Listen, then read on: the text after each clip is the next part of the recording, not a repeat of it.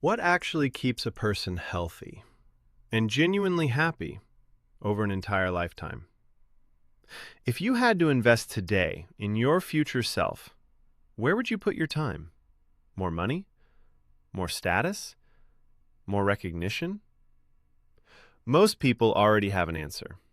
In one large survey, the majority of young adults said their top life goal was to become rich.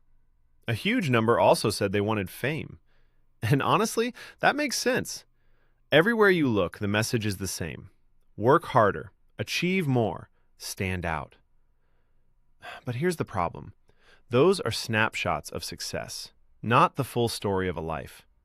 And human memory, it's unreliable. We forget, distort, and rewrite our past more than we realize. So one brain researcher posed a different question. What if we didn't rely on memory at all?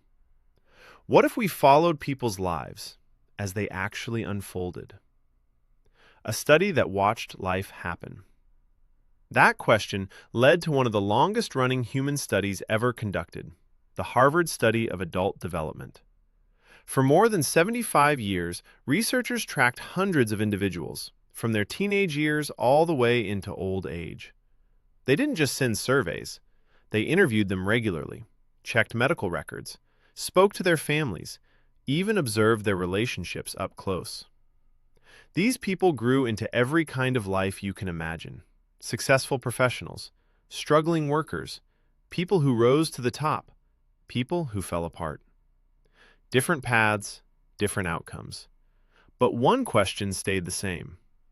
What actually makes a good life? The answer no one expects.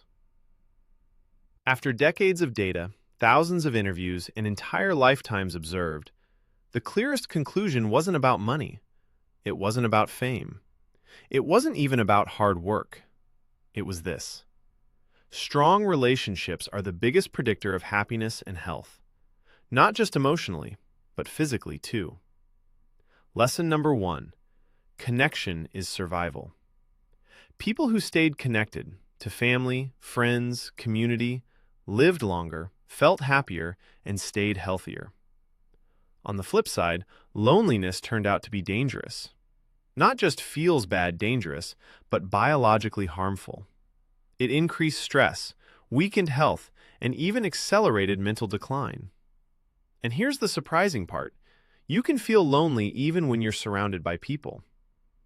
Lesson number 2. It's not about quantity, it's about quality. Having hundreds of contacts means nothing if your closest relationships feel cold or strained. What really mattered was this. Do you feel safe with someone? Can you rely on them when things fall apart? Is there warmth, not just presence? In fact, people stuck in constant conflict, especially in close relationships, often experienced worse health than those who were alone. Lesson number 3. Relationships protect your brain. This one is powerful. As people aged, those who had secure, supportive relationships held on to their memory and mental sharpness longer.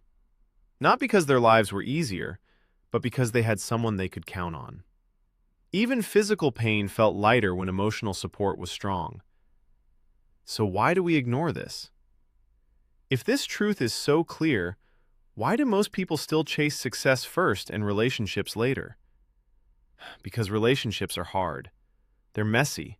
They take effort. They don't give instant results. There's no shortcut, no quick win. But they compound, quietly, over time. What this means for you. No matter your age, 25, 40, 60, this isn't about changing your entire life overnight.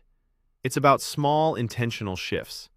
Choosing a conversation over scrolling, reaching out instead of waiting, repairing something instead of avoiding it, making time for people who actually matter.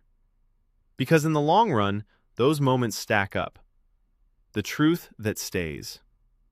At the beginning of life, many people believe, if I succeed enough, I'll be happy. But decades later, the data shows something different.